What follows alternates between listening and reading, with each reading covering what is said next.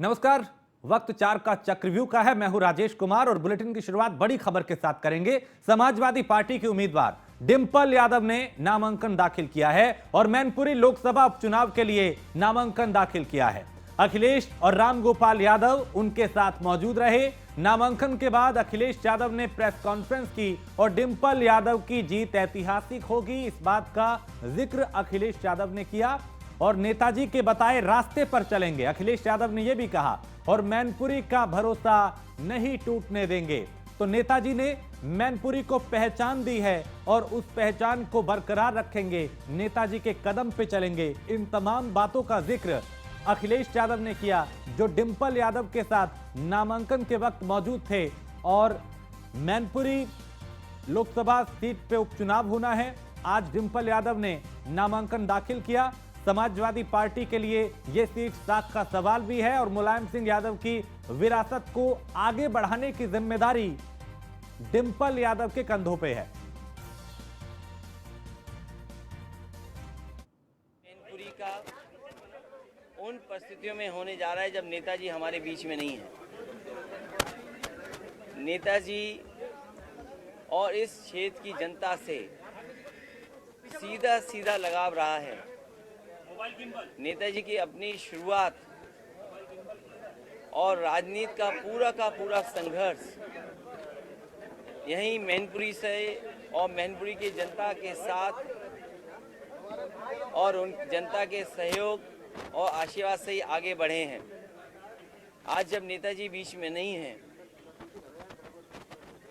मैं मैनपुरी की जनता से यही अपील करना चाहता हूं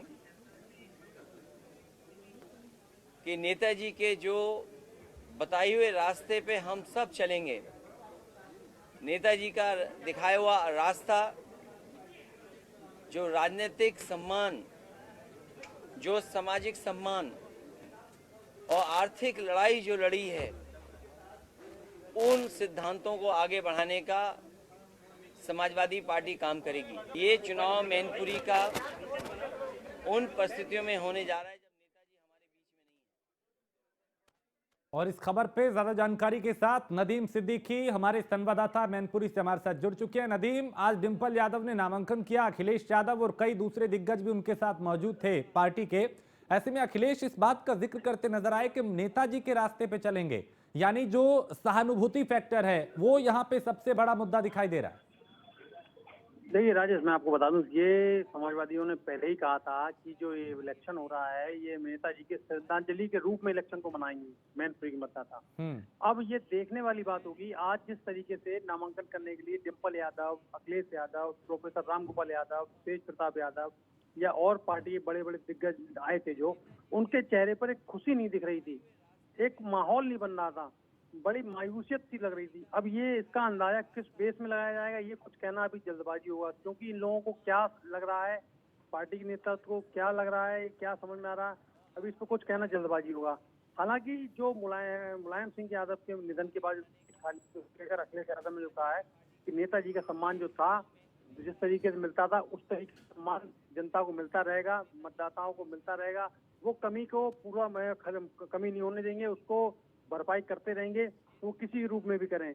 हालांकि जो परिवार की जो एकता की बात चल रही थी, जैसे कि शिवपाल यादव आज नहीं शामिल हुए, या उनका पुत्र की बात चल रही थी प्रस्ताव के रूप में होंगे, वो भी नहीं हुए, तो इन सब चीजों को लेकर कहीं ना कहीं एक बार फिर सवालिया निशान वहीं खड़ा होता है कि आखिर अगर शिवपाल सिंह यादव चाचा का साथ ना हुआ तो इस लड़ाई में, इस जंग में कौन कितना भारी पड़ेगा किस पर, ये देखने की बात होगी। फिलहाल ये एक, अगर चाचा शिवपाल सिंह यादव शामिल नहीं होते हैं या समर्थन नहीं करते हैं तो अपने आप में एक अहम बात होगी कि ये फैक्ट कहीं ना कहीं इम्पैक्ट करेगा।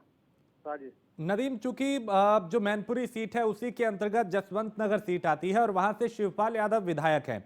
जब मुलायम सिंह यादव यहां से 19 में चुनाव लड़े थे तो उन्होंने उनको समर्थन दिया था, लेकिन क्या डिंपल के मामले में ऐसा होता हुआ दिखाई दे रहा है? बहुत कुछ निर्भर करेगा यहाँ पे शिवपाल यादव पे इस चुनाव में। देखिए, शिवपाल यादव की जो भूमिका होगी वो इस बाई इलेक्शन में ये किंग मेकर की भूमिका में आएंगे। अगर वो समर्थन करेंगे तो स्वाभाविक है इसको सीट में फायदा मिलेगा, और अगर इन्होंने विरोध नहीं किया, ये साइलेंट बैठ गए या न्यूट्रल हो गए, तो कहीं ना कहीं नुकसान होना लाजमी लगता है, क्योंकि सबसे बड़ी जो विधानसभा से जीत मिलती है लोकसभा इस चुनाव में, तो वो जसवंत नगर से जीत होके आती है, क्योंकि मैनपुरी की 2 सीटें हैं जहां से समाजवादी पार्टी पिछले कई इलेक्शन हारती हुई आ रही लोकसभा के, जैसे कि एक भोगांव है और दूसरी मैनपुरी सदर है। और अब मैनपुरी की 4 विधानसभाओं में 2 विधानसभाओं पे भारतीय जनता पार्टी के प्रत्याशी विजयी हैं, अभी कैंडिडेट हैं, जीते हुए हैं, तो वो कहीं ना कहीं इफेक्ट डालेंगे। और ये बहुत दिलचस्प मुकाबला होगा कि अगर चाचा साथ में आते हैं और उनकी क्या भूमिका रहती है। फिलहाल अभी कुछ कहना जल्दबाजी होगा, क्योंकि अखिलेश यादव ने जिस तक कहा है कि पूरा परिवार एक है। हाँ, आज बिल्कुल, अभी परिवार के एक होने के दावे किए जा रहे हैं। चलिए, बहुत शुक्रिया नदीम इस तमाम जानकारी के लिए। तो नामांकन से पहले सैफई पहुंच के समाजवादी पार्टी के सुप्रीमो अखिलेश यादव और डिंपल यादव ने मुलायम सिंह यादव को श्रद्धांजलि दी। इस दौरान कार्यकर्ताओं का जन सैलाब वहां पे उमड़ा। बता दें कि बुजुर्ग ग्रामीणों का मुलायम सिंह से के प्रति काफी लगाव है और लोगों में यहाँ पे एक भावनात्मक जो जुड़ाव है वो काफी देखा जा रहा है। ये उस वक्त की ही तस्वीरें हैं जब अखिलेश यादव और डिंपल यादव नामांकन से पहले नेताजी को श्रद्धांजलि देने यहाँ पहुंचे थे। और सोशल मीडिया पे भी अखिलेश यादव ने एक पोस्ट किया जिसमें लिखा कि यहाँ की जनता जो नेताजी के प्रति सच्ची श्रद्धांजलि वही होगी जब मैनपुरी की सीट जो है वो समाजवादी पार्टी जीतेगी। एक तरीके से भावनात्मक तौर पे जोड़ने की कोशिश यहाँ पे अखिलेश यादव मतदाताओं को करते नजर आए। तो एक तरफ डिंपल यादव है, लेकिन दूसरी तरफ बीजेपी से जो मुकाबला होना है, बीजेपी ने अब तक अपने पत्ते नहीं खोले हैं कि उनका उम्मीदवार कौन होगा। उम्मीद है कि आज शाम तक कोई नाम सामने आए जो डिंपल यादव को चुनौती दे।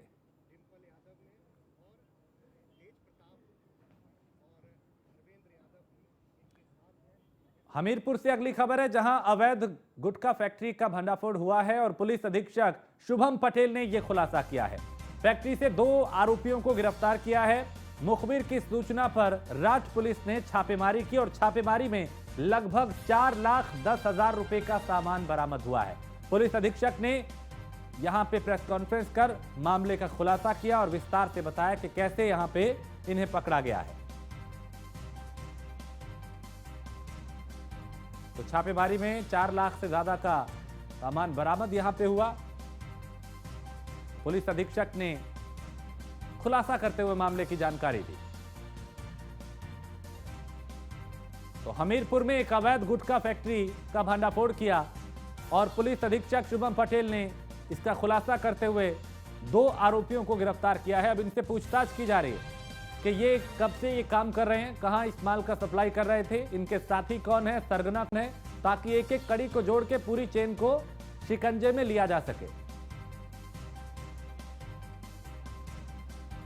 तो अवैध गुटखा फैक्ट्री पे छापेमारी की गई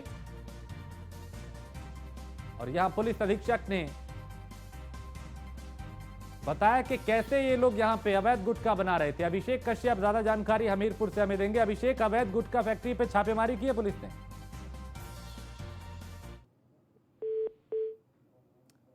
अभिषेक तक मेरी आवाज नहीं पहुंची, फिर कोशिश करेंगे उनसे संपर्क हो और वो विस्तार से बता पाएं कि किस कदर यहां पे छापेमारी की गई, क्या क्या बरामद हुआ है, कब से यहां पे ये काम किया जा रहा था और अब तक पुलिस ने क्या क्या किया है। दरअसल मुखबिर से पुलिस को सूचना मिली थी कि यहाँ पे अवैध गुटखा बनाया जा रहा है, एक अवैध फैक्ट्री गुटखे की, और उसको लेकर यहाँ पे छापा मारा गया।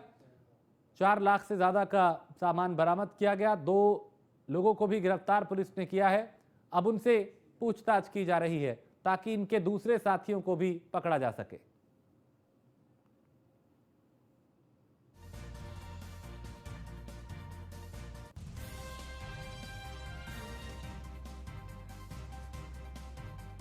तो मुखबिर की सूचना पर राज पुलिस ने यहां छापेमारी की कार्रवाई की और छापेमारी में लगभग 4,10,000 रुपए का सामान बरामद किया गया है। अभिषेक हमारे साथ जुड़ गए। अभिषेक, आपको आवाज मिल रही है? तो ये अवैध गुटखा फैक्ट्री पे जो छापेमारी हुई उससे जुड़ी और क्या कुछ जानकारी है आपके पास?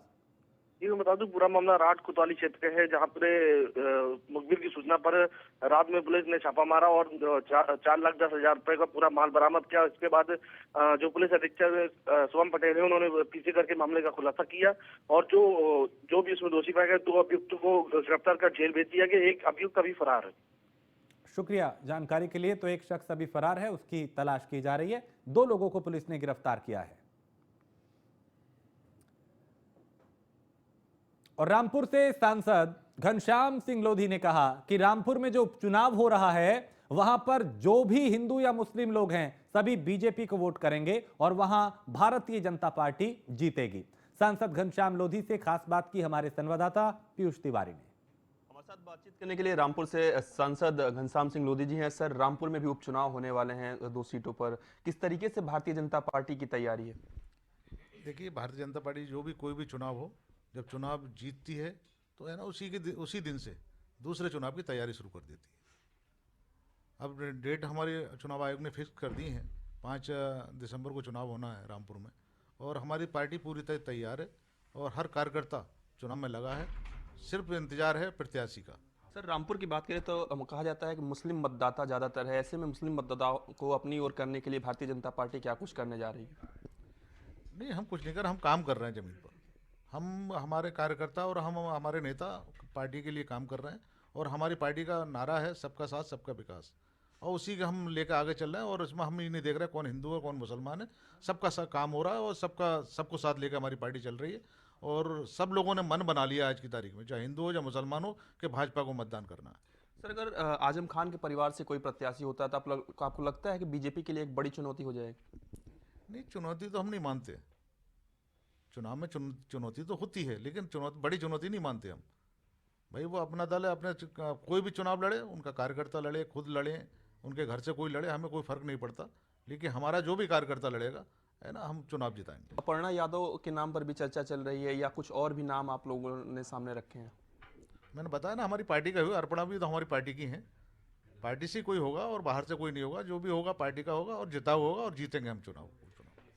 धन्यवाद सर। तो ये थे हमारे साथ रामपुर से सांसद घनश्याम सिंह लोधी जी, जिनका साफ तौर पे कहना है कि जो भी बीजेपी से प्रत्याशी होगा वो जिताऊ प्रत्याशी होगा, और हम तमाम जहाँ पे चुनाव हो रहे हैं उपचुनाव, वहाँ पे हम जीत कर आएंगे। वीडियो हिमांशु के साथ पीयूष तिवारी, नई दिल्ली। और खबर बुलंदशहर से है, जहां न्यूज 1 इंडिया की खबर का बड़ा असर हुआ है और अलीगढ़ नर्सिंग होम को स्वास्थ्य विभाग ने सील किया है। अवैध रूप से संचालित हो रहा था अलीगढ़ नर्सिंग होम, और गर्भवती महिला की मौत के बाद स्टाफ यहां से फरार हो गया था। अस्पताल में ताला लगा के डॉक्टर्स और मेडिकल स्टाफ जो है वो फरार हो गया था, और डॉक्टर्स की लापरवाही से एक गर्भवती महिला की मौत हुई थी। न्यूज 1 इंडिया ने इस खबर को प्रमुखता से दिखाया था, जिसके बाद प्रशासन हरकत में आया और इस निजी नर्सिंग होम पे ताला लगा दिया गया। और संजय हमारे संवाददाता इस पे ज्यादा जानकारी के साथ। संजय, न्यूज 1 इंडिया ने इस खबर को प्रमुखता से दिखाया था कि कैसे ये निजी नर्सिंग होम जो है वो लोगों की जान के साथ खिलवाड़ कर रहे हैं, बड़ा असर हुआ है। जी जी जी जी, ये न्यूज इंडिया वहां पे पहुंचा था, घटना स्थल पे पहुंचा था। न्यूज इंडिया ने प्रमुखता से ये खबर चलाई थी, सारी चीज दिखाई थी। विडंबना इस चीज की है कि डॉक्टर्स इस बात को कह रहे हैं कि भूत प्रेत का चक्कर है।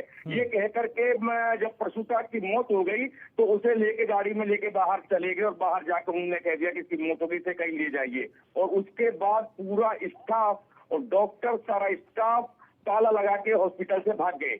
इसे न्यूज इंडिया ने प्रमुखता से चलाया था और उस खबर का असर हुआ है। और स्वास्थ्य विभाग की टीम ने आकर के अलीगढ़ नर्सिंग होम को, जो अवैध रूप से संचालित था, जिसका की रजिस्ट्रेशन भी नहीं है, फायर ब्रिगेड के एनओसी भी नहीं है, फायर ब्रिगेड का कोई संसाधन हॉस्पिटल में नहीं है, और कोई भी चीज बायो की एनओसी नहीं है, कुछ भी नहीं होने के कारण, और स्वास्थ्य विभाग की टीम ने आकर के अलीगढ़ नर्सिंग होम को सील कर दिया है।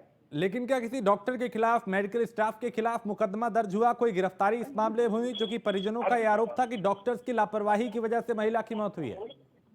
अभी कोई गिरफ्तारी इसमें नहीं हो पाई है, पूरा स्टाफ यहाँ से फरार है, सारा नदारद है, और इसमें मुकदमे लिखे जा चुके हैं। एक कोई डॉक्टर, महिला डॉक्टर थी माया करके, और वो उस पेशेंट को यहाँ अलीगढ़ नर्सिंग होम में लेकर के आई थी, और यहाँ पे जो इसके डॉक्टर हैं उनके खिलाफ और माया के खिलाफ और डॉक्टर के 2 साथियों के खिलाफ में मुकदमा लिखा जा चुका है नरोरा पुलिस के द्वारा। बहुत शुक्रिया संजय जानकारी के लिए। तो न्यूज 1 इंडिया की खबर का बड़ा असर हुआ, जहां न्यूज 1 इंडिया ने इस खबर को प्रमुखता से दिखाया था, जहां एक गर्भवती महिला की मौत डॉक्टर्स की लापरवाही की वजह से हुई थी और पूरा स्टाफ ताला लगा के फरार हो गया था। अब उसे सील किया गया है। और अगली खबर मुजफ्फरनगर से है, जहां भारतीय किसान यूनियन ने कचहरी गेट पे बैरिकेटिंग लगाई, और यहां पे चूंकि बैरिकेटिंग जो लगी हुई थी उसको उखाड़ दिया गया, और भारतीय किसान यूनियन की पुलिस से जमकर नोकझोंक भी हुई। नेताओं ने जम के हंगामा यहां पे किया। सड़क पे ही भारतीय किसान यूनियन के नेताओं ने धरना भी दिया।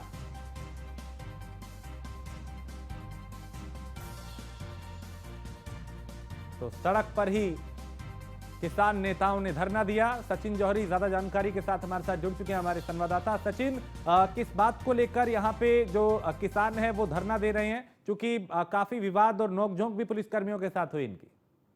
देखिए, आपको बता दूं, मुजफ्फरनगर में कुछ दिन पहले बरला चौकी पर एक हंगामा हुआ था।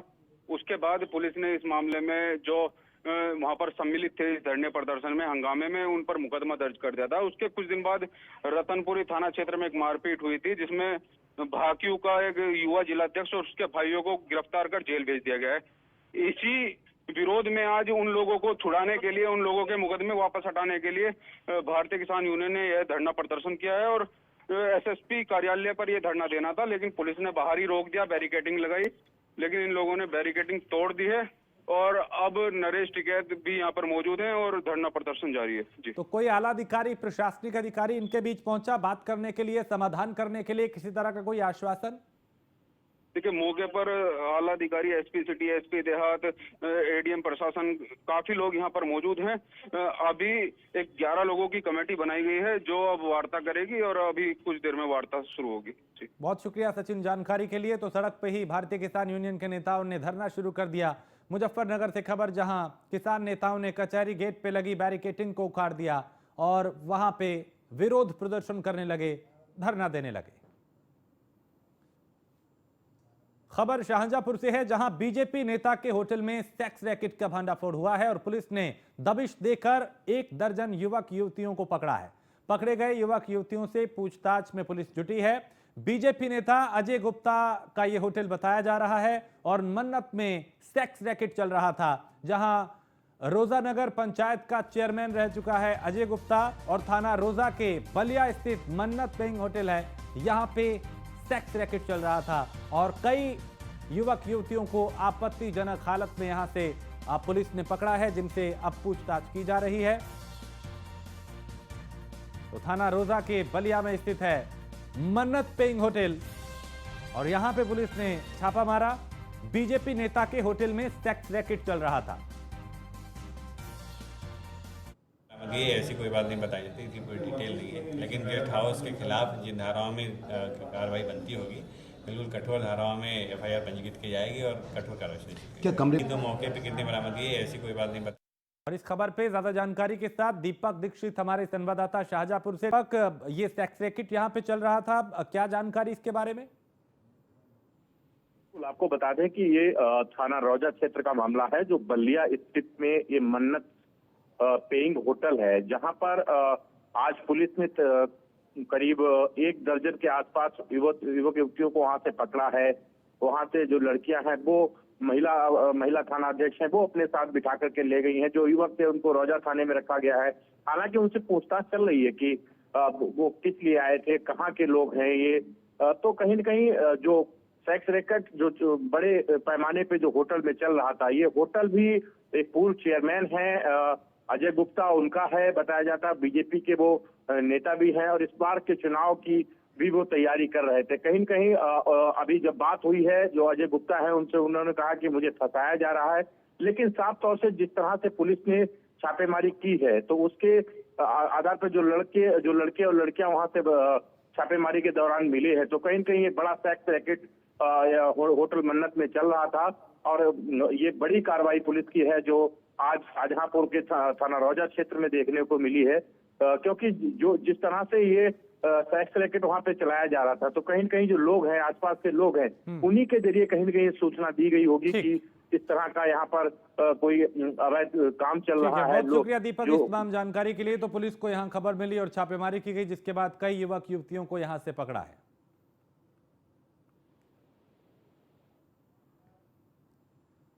और ग्रेटर नोएडा में रविवार को ब्राह्मण सभा ने 7वां स्थापना दिवस मनाया, जहां तिवोली क्लब में आयोजित स्थापना दिवस कार्यक्रम में सांसद महेश शर्मा ने समाज के सभी लोगों से एकजुट होकर समस्याओं को हल करने का आह्वान किया। उन्होंने कहा कि एकता में ही शक्ति है। वहीं एमएलसी चंद्र शर्मा ने कहा कि भगवान परशुराम ने अन्याय के विरुद्ध लड़कर विजय प्राप्त करने की प्रेरणा दी और एकता मंच के राष्ट्रीय अध्यक्ष मिथिलेश चतुर्वेदी ने एकजुट रह के विकास करने पर बल दिया। दूसरी तरफ यूपी श्रमिक कल्याण परिषद के पूर्व चेयरमैन सुनील भराला ने बुजुर्गों को वरिष्ठ नागरिक सम्मान से सम्मानित किया और ब्राह्मण सभा ने ब्रह्म चेतना पत्रिका का विमोचन किया। वहीं 15 मेधावी बालक बालिकाओं को, 16 वरिष्ठ नागरिकों और 20 उत्कृष्ट प्रदर्शन करने वाले लोगों को सम्मानित किया।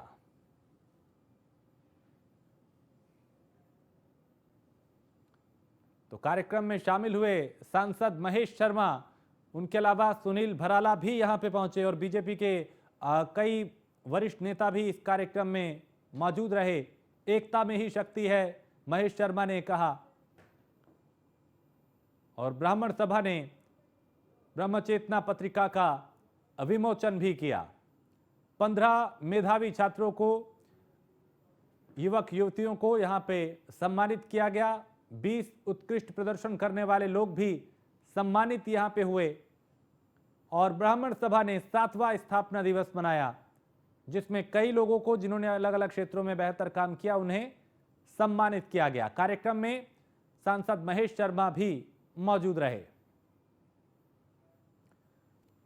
और अगली खबर लखनऊ से है, जहां लेवाना होटल अग्निकांड मामले में बड़ी कार्रवाई की गई है। 9 दिसंबर को ढहाया जाएगा लेवाना होटल और एलडीए ने ध्वस्तीकरण का आदेश पारित किया है। इस वक्त ये बड़ी खबर, जहां लखनऊ के लेवाना होटल अग्निकांड मामले में इस वक्त बड़ी खबर आपको ये बताएं कि 9 दिसंबर को इस होटल को ध्वस्त कर दिया जाएगा और एलडीए ने ध्वस्तीकरण का आदेश पारित किया है। तो लेवाना होटल अग्निकांड मामले में बड़ी कार्रवाई करने की तैयारी है और 9 दिसंबर को लेवाना होटल को ध्वस्त किया जाएगा। एलडीए ने ध्वस्तीकरण का आदेश पारित किया है। नीलेश चौहान हमारे संवाददाता इस पे ज्यादा जानकारी के साथ। नीलेश, लेवाना होटल के खिलाफ बड़ी कार्रवाई करने की तैयारी एलडीए कर रहा है। आपको बता दूं कि लेवाना अग्निकांड में 4 लोगों की मौत हुई, तो उसके बाद लगातार जो है शासन स्तर पर बड़े पैमाने पर अलग अलग विभागों से जांच कराई जा रही थी। जांच अब पूरी हो चुकी है। वहीं लेवाना अग्निकांड को लेकर जो है आज एलडीए कोर्ट में एक बड़ा फैसला लिया गया है कि 9 दिसंबर को जो है लेवाना के ध्वस्तीकरण की कार्रवाई होगी। लेवाना के ध्वस्तीकरण की कार्रवाई तो हो ही रही है, लेकिन उसके अलावा बड़ा सवाल ये उठता है कि उन अधिकारियों के ऊपर क्या कार्रवाई होगी कि जिनके देख रेख में ये अवैध तरीके से होटल बनकर तैयार किया गया था। क्या उनके ऊपर भी कोई बड़ी कार्रवाई विभागों की तरफ से की जाएगी, चाहे वो लखनऊ विकास प्राधिकरण हो, नगर निगम लखनऊ हो, बिजली विभाग हो या फिर अग्निशमन विभाग हो, उन तमाम लोगों को भी क्या इसी तरीके से उनके अधिकारियों के ऊपर भी कार्रवाई होगी या फिर लेवाना के ध्वस्तीकरण के बाद जो है अधिकारियों को बचाने का काम किया जाएगा, ये देखने वाली बात होगी। क्योंकि फिलहाल जिस तरीके से ये आग लगी उसमें 4 लोगों की मौत हुई और करीब 12 घंटे तक राहत और बचाव कार्य चलाया गया। बिल्कुल नीलेश, उन सारे पहलुओं ने कई सवालों को उठाया था और ये जरूरी है कि ऐसे होटल्स पे कार्रवाई हो ताकि दोबारा इस तरह की कोई लापरवाही सामने ना आए। बहुत शुक्रिया नीलेश इस तमाम जानकारी के लिए। तो लेवाना होटल अग्निकांड मामले में बड़ी कार्रवाई करने की तैयारी एलडीए कर रहा है। 9 दिसंबर को इसे ध्वस्त किया जाएगा। तो एलडीए ने ध्वस्तीकरण का आदेश पारित किया है और आने वाले 9 दिसंबर को लेवाना होटल को ध्वस्त कर दिया जाएगा। इसके ध्वस्तीकरण का आदेश एलडीए ने पारित कर दिया है। कुछ दिन पहले ही इस होटल में अग्निकांड हुआ था, जिसमें कुछ लोगों की जान भी गई थी। कई लोग इसकी चपेट में आए थे और अब इस होटल को ध्वस्त करने की तैयारी की जा रही है।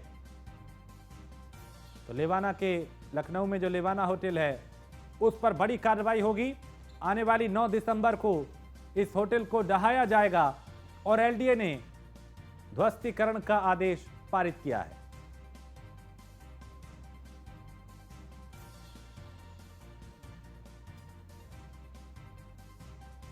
तो 9 दिसंबर को इस होटल को ध्वस्त किया जाएगा। इसको लेकर अब तैयारी की जा रही है। बड़ी कार्रवाई और बड़ा एक्शन लिया जा रहा है। एलडीए ने ध्वस्तीकरण का आदेश पारित किया है। तो लखनऊ के लेवाना होटल अग्निकांड मामले में यह बड़ी कार्रवाई की गई है और आने वाली 9 दिसंबर को इसे ढहा दिया जाएगा। इसी के साथ इस बुलेटिन में फिलहाल इतना ही। देश प्रदेश की बाकी खबरों के लिए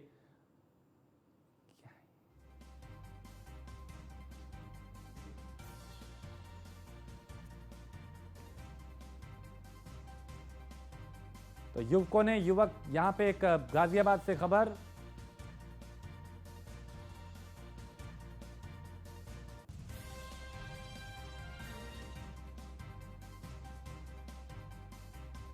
तो गाजियाबाद से खबर है जहां पीवीएस गर्ल्स इंटर कॉलेज के पास युवक की पिटाई की गई है। थाना मोदी नगर क्षेत्र के आदर्श नगर कॉलोनी का यह मामला है। और गाजियाबाद से खबर है जहां पीवीएस गर्ल्स इंटर कॉलेज के पास युवक की पिटाई की गई है और कुछ युवकों ने एक युवक को जमकर पीटा है। पिटाई की तस्वीरें कैमरे में कैद हुई।